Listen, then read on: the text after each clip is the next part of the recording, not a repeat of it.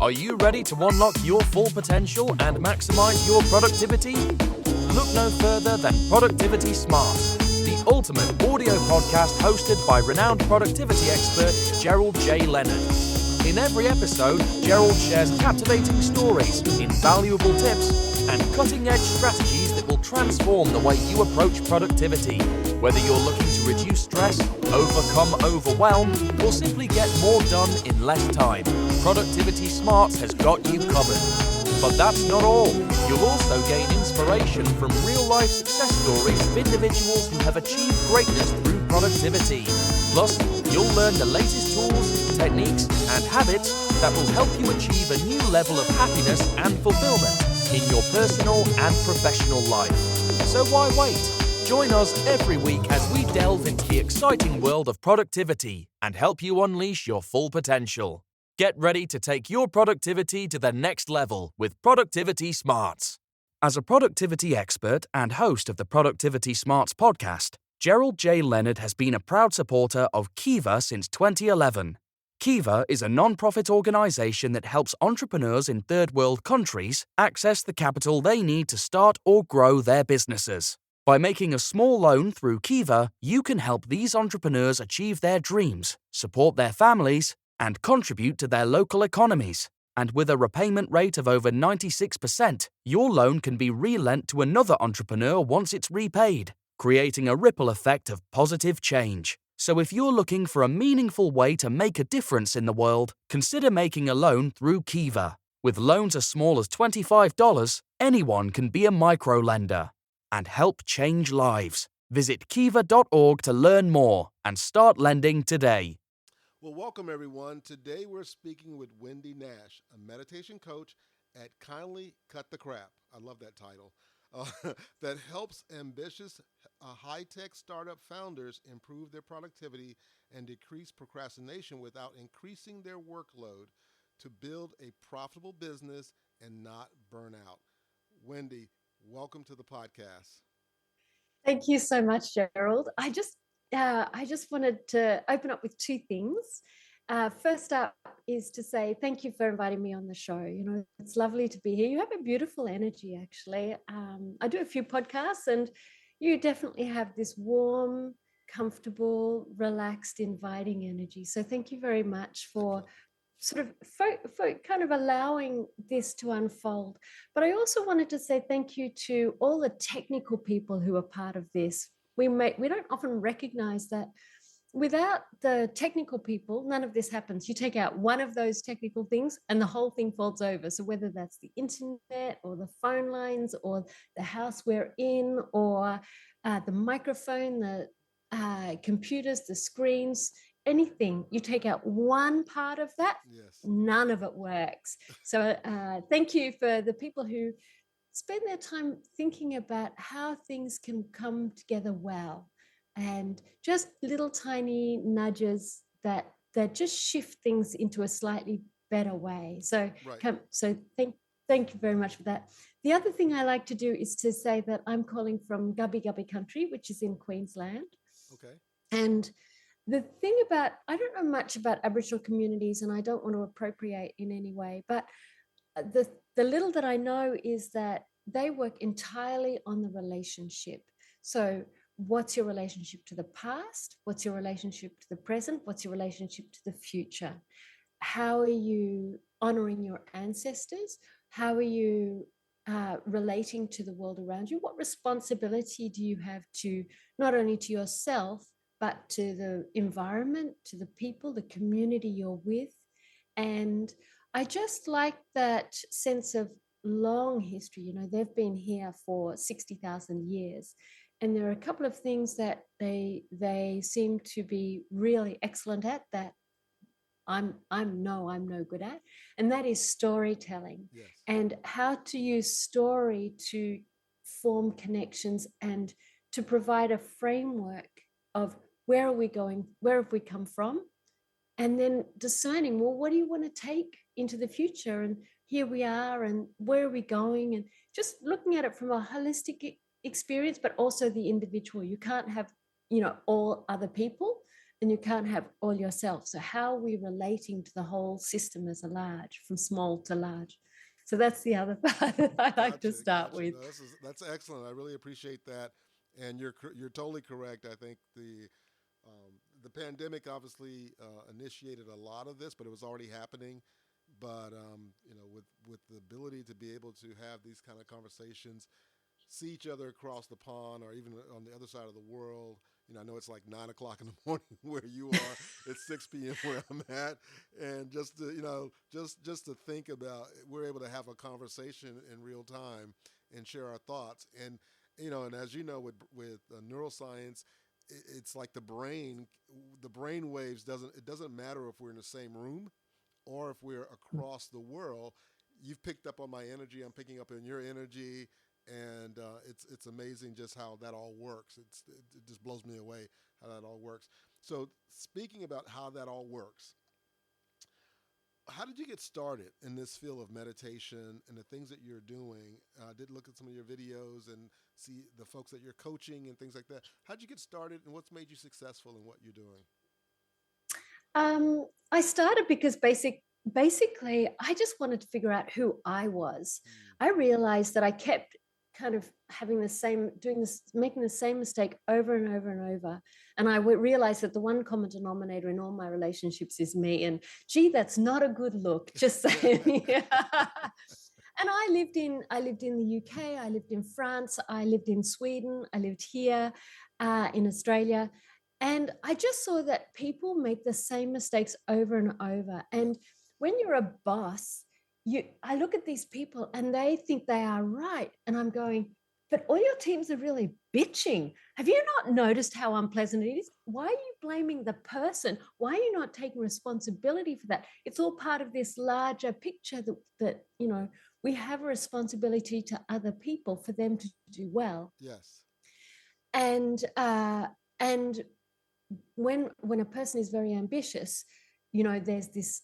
I sometimes have had experiences with bosses where I can almost feel their footprints on my back as they climb up the ladder. yeah, And that sense of I'm just an object in their stepping stone, and I don't like that, and I don't want other people to do that. I think there is a cultural difference between yep, people who are over 50 and under 40. And I think the under 40s definitely have a kinder disposition than the people who are over 50.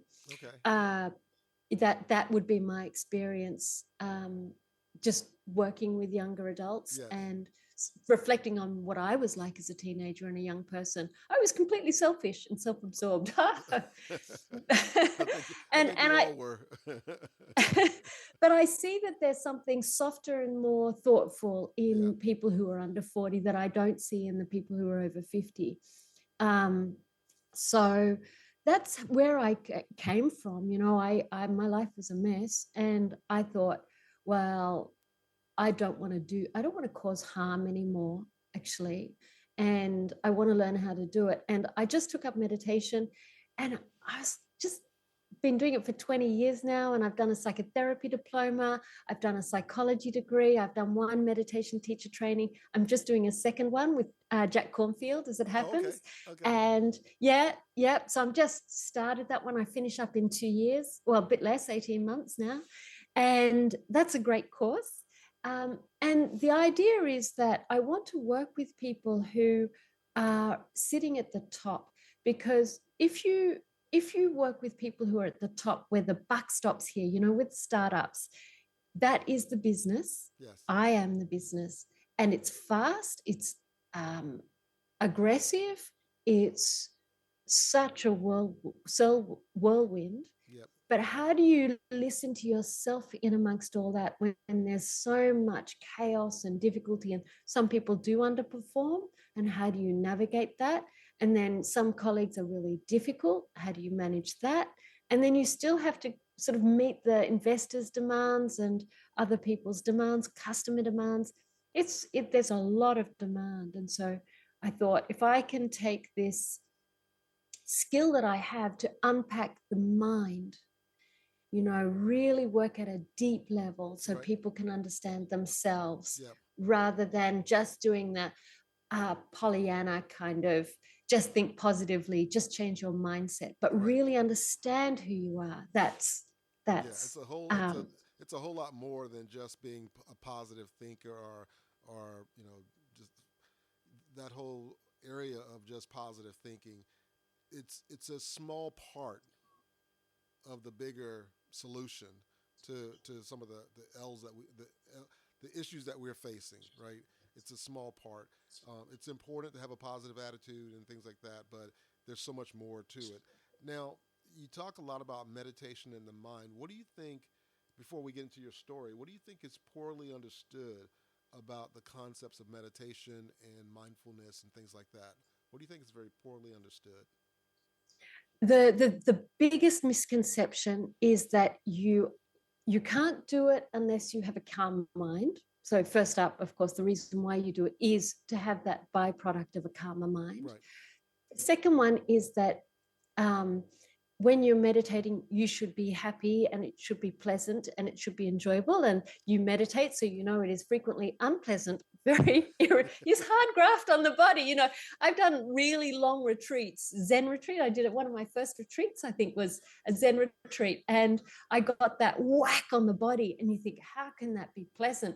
But it's such a relief because you're so stiff in the body, it hurts. So the whack is to really shift up the body and get everything moving. And it's it's a great feeling. Actually, it's not self-flagellation by any stretch.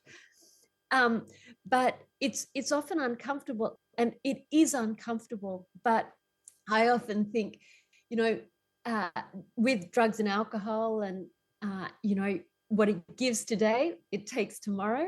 Yes. But with meditation, what it takes today, which is unpleasant, it gives tomorrow. So you do get calmer, you do get happier, Right. not because it is the process of meditation that makes you happier, but you're sitting with all those uncomfortable things that you've been avoiding, and they come up, and then you have the opportunity to allow them space and to give I guess, a generosity and a care to those parts of yourself which are really unpleasant, Yes. which are mean-spirited and unkind.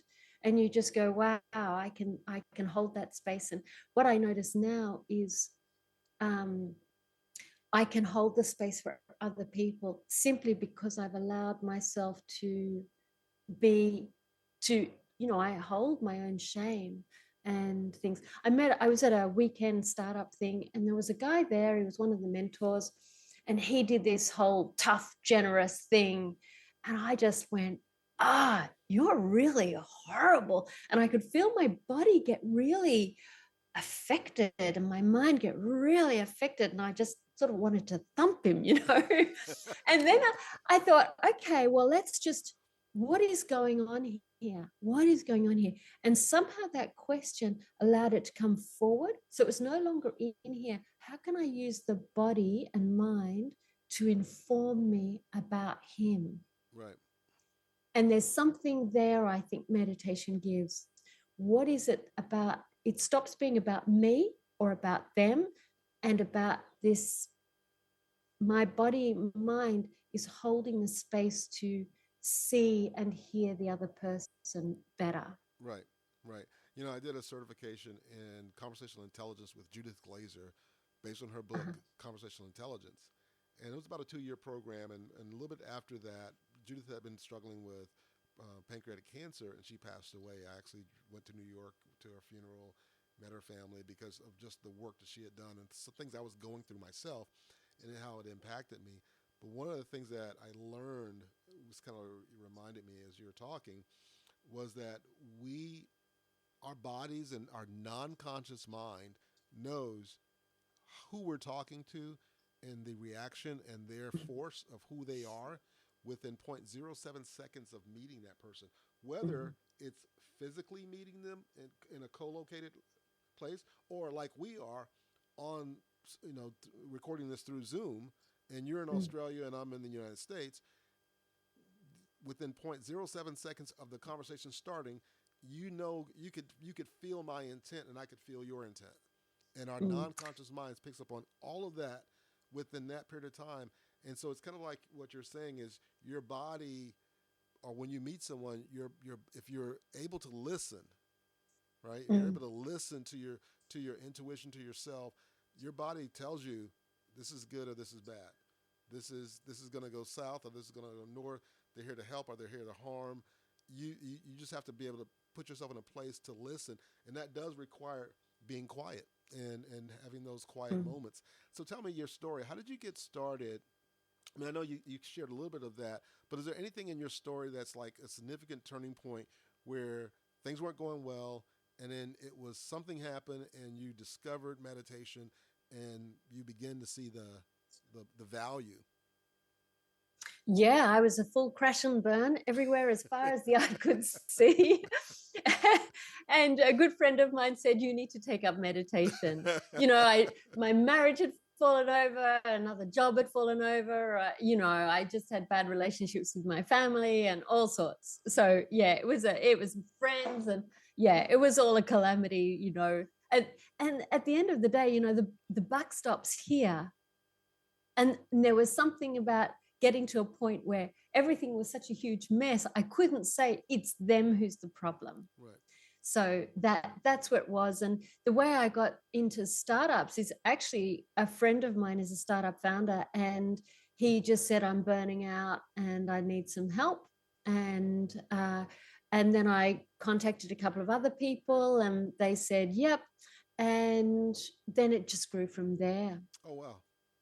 So it's kind of Yeah. organic in the way it happened for you. Very much so. Very That's much amazing. so. That's amazing. Well, we're going to take a short break for one of our sponsors. So before we dive deeper into this conversation, I want to take a moment to tell you about a fantastic book, A Symphony of Choices. Introducing A Symphony of Choices, the must-read book for any manager looking to improve their decision-making, project management, and workplace engagement skills. Author Gerald J. Leonard takes readers on a journey through a high-pressure season for a symphony orchestra, where a mentorship program was implemented to turn things around. Through real-life examples and relatable anecdotes, you'll learn how mentorship can transform a team, boost productivity, and achieve outstanding results. This book is not just for music industry professionals, but for anyone in a leadership position who wants to improve their management skills.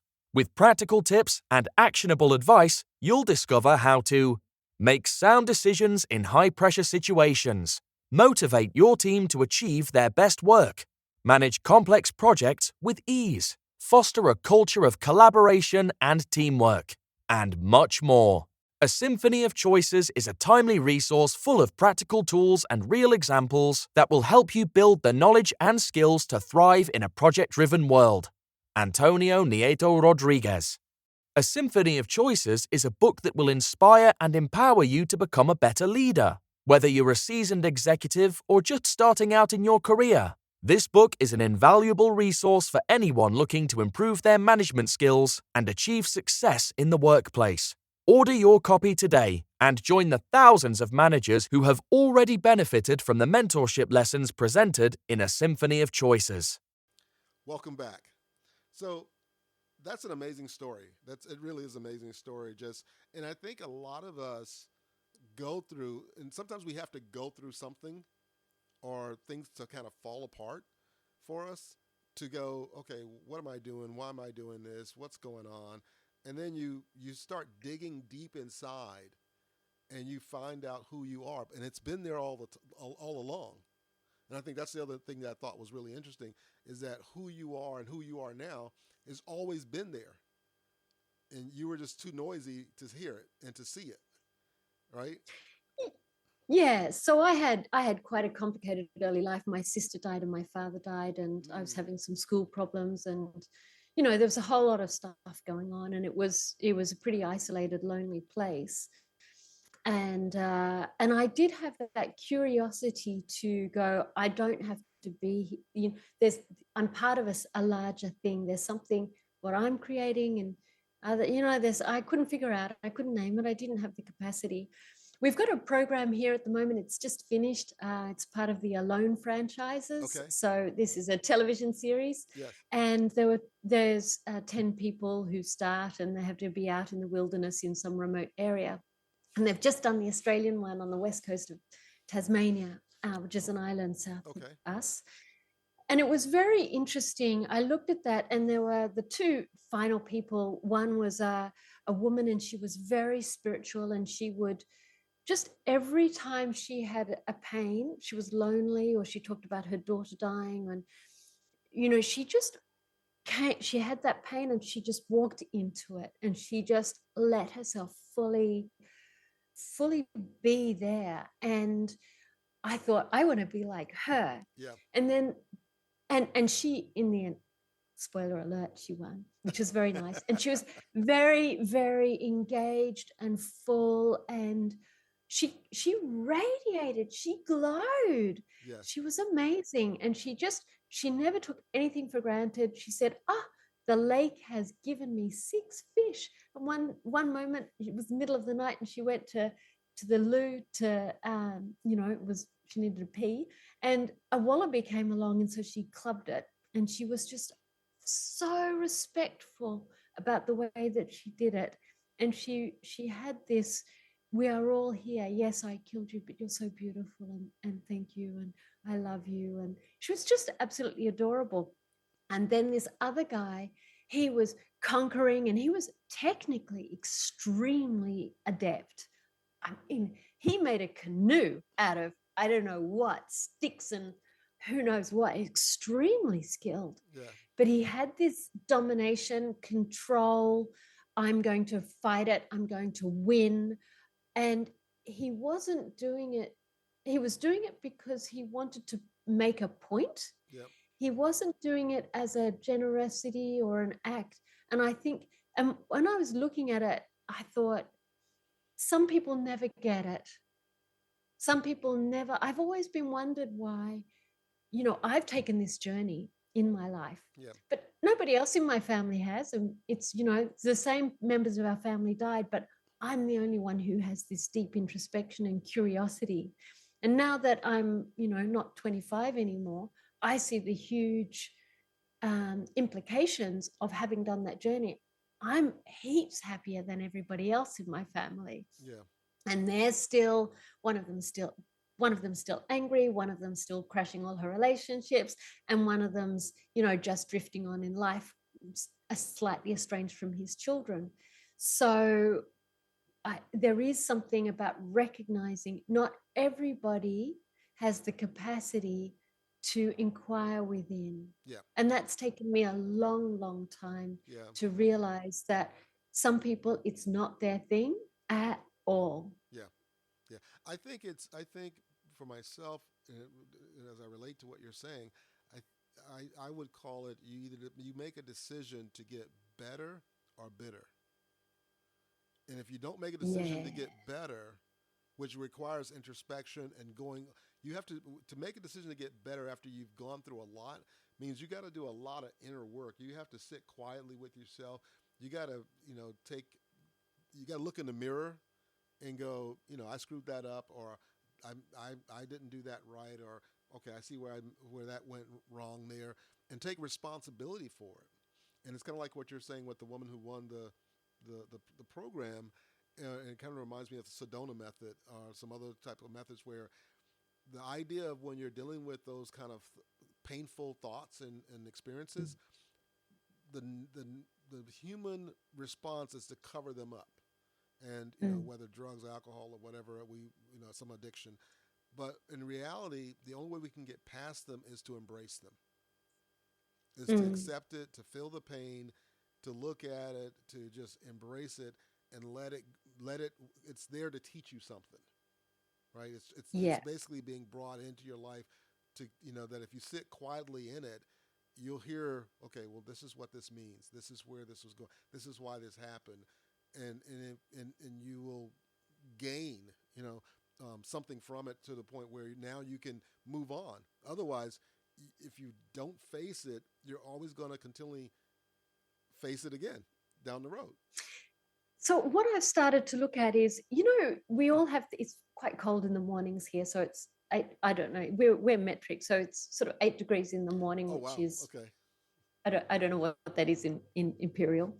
But it's cold for me. I'm in Queensland, so It's I about like, 24, almost 30 degrees.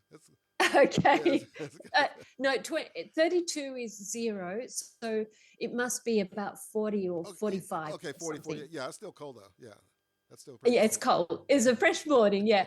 And so as I'm snuggling in bed, there's a part where I'm going, I don't want to get up. I don't want to get, my partner and I sit there going, no, no, no. We want to hide under the covers. And then you get up and then you put your, you get dressed and you go out.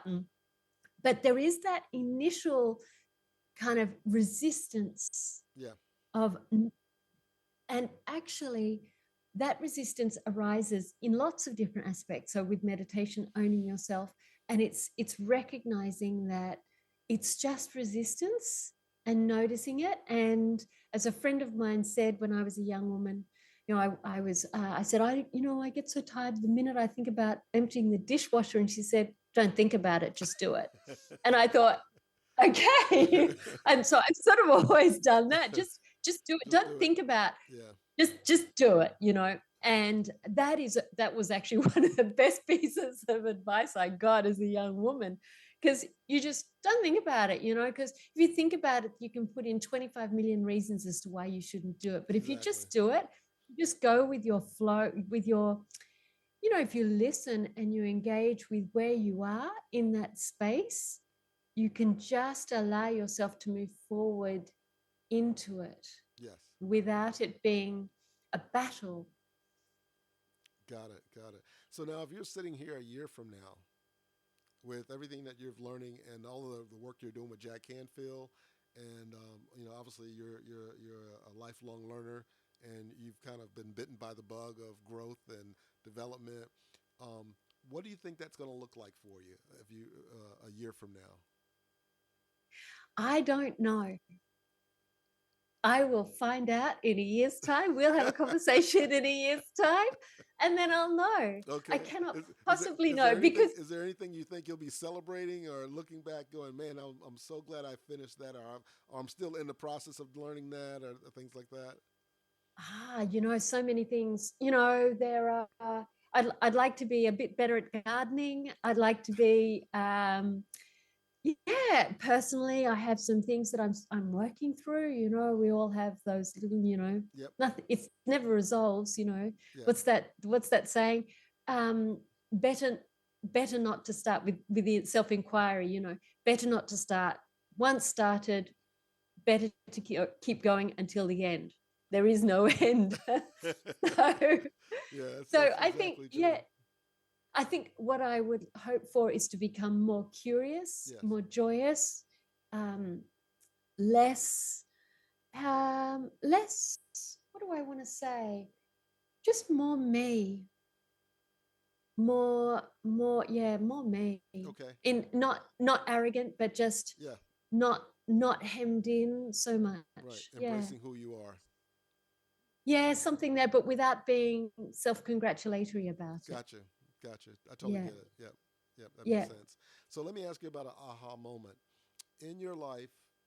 Just what moment was there for you where, as you were kind of learning these skills, and maybe it was working with the first founder and their experience, or something else, where you just went like, "Oh, okay, now I get it."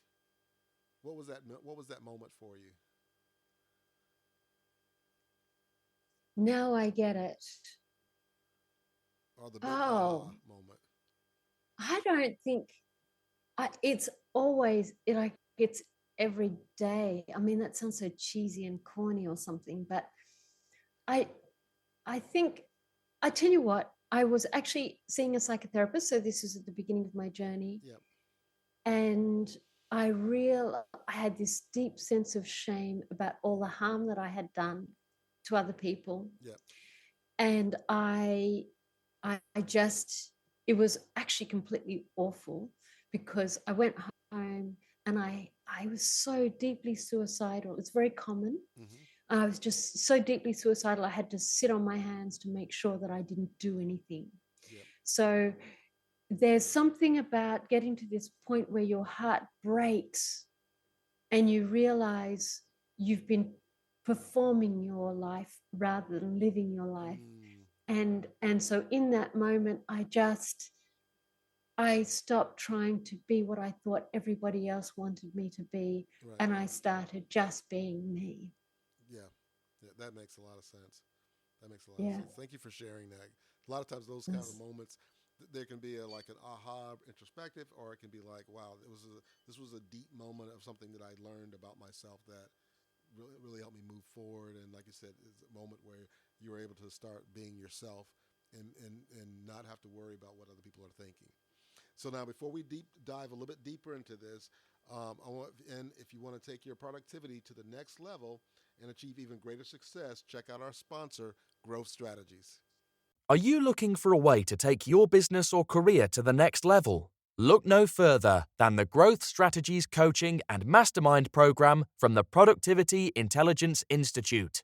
This innovative program is designed for entrepreneurs, business owners, and professionals who want to accelerate their growth and achieve their goals faster than they ever thought possible. Led by productivity expert and mastermind coach Gerald J. Leonard, this program offers a unique blend of coaching, mentorship, and peer support. Through weekly coaching calls, personalized feedback, and accountability from a supportive community of like-minded professionals, you'll learn the strategies and tactics you need to achieve your most ambitious goals. Whether you're looking to increase revenue, build your team, or launch a new product or service, the Growth Strategies Coaching and Mastermind program can help you get there. Ready to take your business or career to the next level? Sign up for the Growth Strategies Coaching and Mastermind program today at productivityintelligenceinstitute.com/mastermind. Welcome back. So now, what challenge have you helped a customer with lately? Something that you're working with or coaching that has been a challenge, whether it's difficult or not. What challenges have you helped your customers with lately? Let me think about it. So I think the client who I feel has really got it. And he started off he was in the corporate world, he was doing a degree, and then he decided to go out into startup land, and he Okay. was definitely too soon. He was way too soon. And it's very, very common. And I see in the startup world, there's a lot of push. Yeah, you can do it, you can do it. And go out there, just try a thing. And he was way too soon. And he ended up working in the supermarket. And then his co-founders, it didn't work. It all totally crashed and burned. He was too confident for where he was at. And it was very hard to pull him back, but that's what he wanted to do. And that was his journey. And I needed to support him in that process. Right. And so I was just supporting him to just engage with whatever arose. So as working in the supermarket, right? So what's it like to be at the bottom of the food chain? What's it like to have, quotas that you have to do, and how long can you be in a serve somebody, and what's it like to be with these middle-aged women who don't have any alternative, and what's it like to do all that? And then he became really curious, and he was still working on his startup, and he got really good at productivity. Mm-hmm. So looking at setting up good systems and how to think about communication. And then when he went back into the corporate world, he took all those communication skills, those productivity skills, and he became this rising star. It was sort of the best thing, actually, to crash and burn. And he was much more humble at afterwards. And he became this, he was always a very likable guy. Okay. And he became this just really amazing manager. And the CEO had his eye on him, and just he's gone off and he's gone traveling all over the world. He decided actually corporate life wasn't for him in the end. Okay. And he wanted to do something else. And I said, yep, just make sure that you can earn enough money so that you make sure that you can own your own property, so that when you get to 50, you don't have a job, that you can you can live. Just make sure that that's the main criterion. So now I think he's skiing somewhere, but Wow. he'll come back to it. He's a lovely guy. He's the sort of guy, I think he's such a likable person. He's really clever. He's humble, and he will just do well. But he really takes on board every opportunity to learn how to be a better person. And I think that's the thing about this work, Right. meditation. It's not about how to be better, but how to be a better person. Right. And I think that's the difference. So, yeah. Gotcha. Gotcha. Now, are you seeing any trends along the lines with this whole area of meditation and mindfulness around everything that's going on in the world today, especially coming out of COVID and so on? Are you seeing any unique trends, or is it just kind of as normal? It's just still revealing itself. I think it's in quite a dynamic phase. Mm. Um, there's a lot of interest. There are a lot of people who, have done a bit of meditation, who teach people to meditate, but they don't really have a lot of skills. So it's quite unregulated. Right. And you can do quite a lot of harm with that, definitely. Uh, it's a bit of a wild west, I would say, unfortunately. Yeah. So that's a bit sad. But I think that there is definitely a little bit more engagement with the idea of teaching people to be responsible, how to navigate what they call teacher-student relationships. Yeah. I mean, it's different online, but in rooms, there's a lot of people. What I notice is people want me to have all the answers as an authority figure, because I'm teaching people how to meditate. Instantly, I'm an authority, Right. but I've suddenly imbued with magical powers too, and and and so I think just so being a little bit careful and being more gentle. There's a lot more recognition that it can be not, it's definitely not for everybody. Right. And for people who are workaholics and they lead very stressful lives, I would say, if somebody's very driven and they're a workaholic, I would say don't take up meditation, because what can happen is it can undo this Pandora's box, particularly if there's been trauma in the early life. Yeah. And then the person can completely unravel. Mm. So that's something that I think there's starting to be more awareness of, that you can't just be kind of gung-ho 1980s, push through it. You've got to, it's the mind, you can break the mind. So I Oh start to yes. see that a little bit more. Yeah. Exactly. Exactly. Now, as we get ready to wrap up here, I have a couple more questions for you. And one is, success always leaves clues. So, who are your success role models, or people that you modeled a lot of what you're doing now after? And maybe it might have been a professor that you met, or again, Jack Canfield, or some of the other folks. Who would you say are some of your key mentors? So the one person I think, actually, it's interesting because I'm Buddhist Okay. and I follow Buddhist teachings, but I would say there's two that, and they're both Christian. Okay. So I'm very open. I don't mind what religion anybody is or not religion, as long as the heart of kindness is really core to that person's being. And one was when I was about 10 years old, I was walking on the street and miserable as all hell, deeply lonely. I just felt so deeply unloved.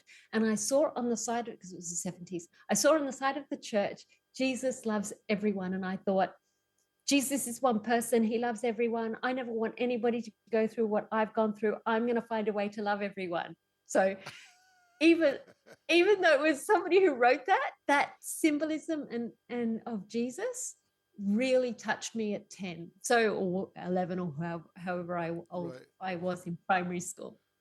So that was one, and that's been a rudder for me always. How am I going to find a way to love everyone? So that remains a constant. And aligned with that, when I was in my early 20s, I went and met. So I'll just explain a little bit about my dad. He had terminal cancer, and he decided that he didn't want us to see him die. He had seen the impact of caring on for people who are sick, and he just went, I don't want my family to go through that. So one day, without any of us knowing, he up and left, and for 6 weeks we didn't know where he was. Oh wow. And then we got the call. Yeah, so by the way, don't do that. That's a really, really bad idea. To our listener who's planning that, don't do that. is not a good idea. Anyway, so I was in the UK and I had moved there, and I met with a woman who ran the hospice at where my father had died. And she actually remembered my father. It was, even though it was 10 years earlier. And because he was so adamant that he didn't want anybody to know where he was. Right. And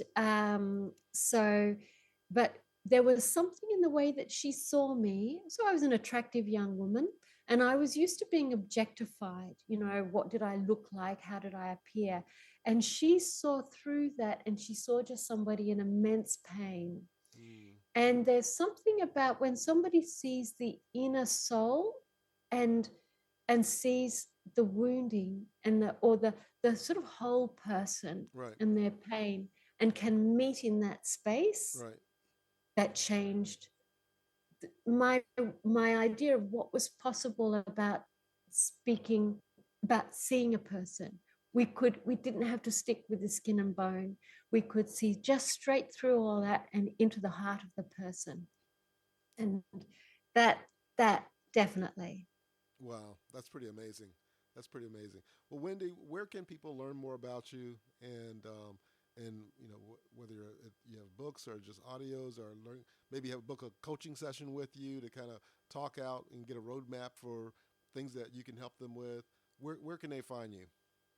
So the website is called Kindly Cut the Crap. So kindlycutthecrap.com. And it was one of those names that business advisors went, oh, it's a bad idea, and everybody else loves. Exactly. So just because business is very memorable. Well, because and it's real. people, That's what I liked about it. yeah. That's why I laughed. I was like, kindly cut. I was as I was preparing for our discussion, I shared it with my wife, and we both like, yeah, that gets to the bottom of it. Exactly. So that's that. And I just created a booklet about where you can do you sign up and put your email address, and then I send it back. Okay. It's just a PDF. And it talks about how to set up the culture of your startup business.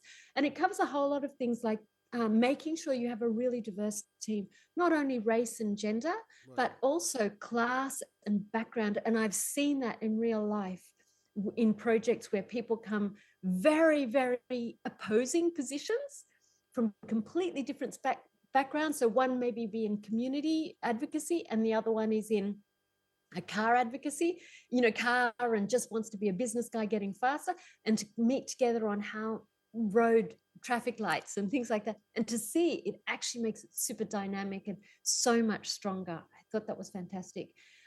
So also productivity, and it's got a whole lot of guides and ideas and really questions to ask yourself. Okay. What do you want to be? What do you want people to say about your company and whether they work there? Do they enjoy it? If you're being arrogant and brash and ambitious, are people going to just be pissed off with you? Right. Like, is that what you want? So yeah. Excellent. Well, I'll definitely put it all in the show notes and your full biography and information. It's been a pleasure talking with you, and hopefully you have an amazing day as I wind down in the evening here. But again, it was a pleasure, and I love the title of the website and the company, and really all the work that you're doing. Obviously, you have a very warm, loving spirit about you, and I can tell that you really, what you've gone through, want others to find their genuine selves and be able to hear that still voice, and that's what meditation can bring. So, thank you so much for being on the podcast. You've been absolutely delightful. Thanks for holding the space together. Excellent. Next time, have a good one. If you're enjoying the content and finding it valuable, we would appreciate it if you could take a moment and leave us a review. Your feedback is important to us and helps us reach a wider audience. If you leave us a 5-star review, it would mean the world to us. Not only does it help us improve the podcast, but it also helps us attract more sponsors and grow our community. Thank you again for your support and for listening to the Productivity Smarts podcast.